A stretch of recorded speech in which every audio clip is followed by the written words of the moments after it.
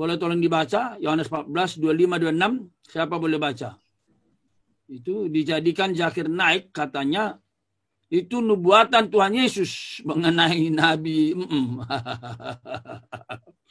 Silakan. Yohanes 14 25 26. Semuanya itu kukatakan kepadamu selagi aku berada bersama-sama dengan kamu. Tetapi penghibur, yaitu Roh Kudus yang akan diutus oleh Bapa dalam namaku, dialah yang akan mengajarkan segala sesuatu kepadamu dan akan mengingatkan kamu akan semua yang telah kukatakan kepadamu. Iya. Jadi Ibu Marito pernah dengar bahwa itu dikatakan mengacu kepada Nabi X. Pernah ya, itu dia. Jadi mereka dengan yakin mengatakan di kitab suci sudah dinubuatkan. Aduh, banyak spekulasi dari mereka ini. Kita doakan supaya mereka jujur belajar. Nah, kalau kita perhatikan, selidiki, ada banyak ayat bicara tentang Roh Kudus ya. Wahyu 2:7 atau saya tunjukkan aja kembali kali ya. Supaya kalau ada yang mau apa istilahnya tuh? Screenshot ya istilahnya ya. Jadi kalau ada yang screenshot ya, bisa disimpan gitu kali ya. Di screenshot. Nah, ini dia. Jadi bisa dilihat Wahyu 2:7, Roma 8:26, Yohanes 15:26, Kisah 8:29. Itu semua bicara tentang roh berkata-kata. Ya, bahkan di dalam Kisah 20:28 ini menarik ini. Karena kamulah yang ditentukan Roh Kudus Allah. Ya, boleh tolong baca? Siapa yang boleh baca? Kisah 20:28. Saya baca ya Pak. Kisah 20 ayat 28. Karena itu, jagalah dirimu dan jagalah seluruh kawanan.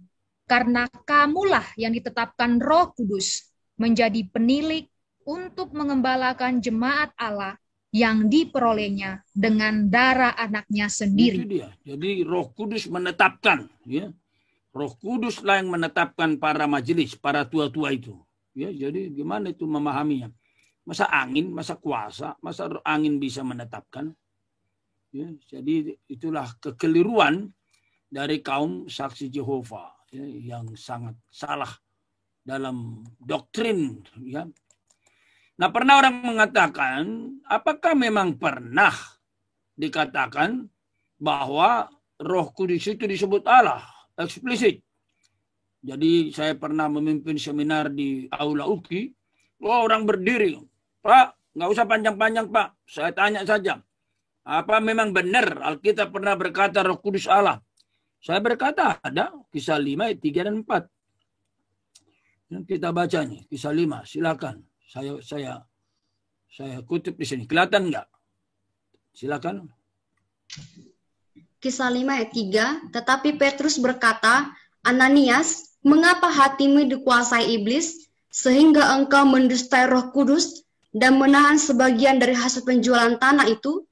Selama tanah itu tidak dijual, bukankah itu tetap kepunyaanmu? Dan setelah dijual, bukankah hasilnya itu tetap dalam kuasamu? Mengapa engkau merencanakan perbuatan itu dalam hatimu? Engkau bukan mendustai manusia, tetapi mendustai Allah. Ya, jadi ini jelas ya. Saya garis merah ini kan ayat 3. Engkau mendustai Roh Kudus. Itu ayat 3. Tapi ayatnya yang di sini, selama tanah itu tidak dijual, bukankah itu tetap kepunyaanmu? Ya dong. Tapi setelah dijual, itu pun tetap kepunyaanmu. Masalahnya uangnya mau dikasih ke siapa? Nah, kalau mau dikasih ke gereja, ya. Tapi jangan bohong. Dikatakan semua hasil penjualan ku kasih ke gereja, ternyata disimpan.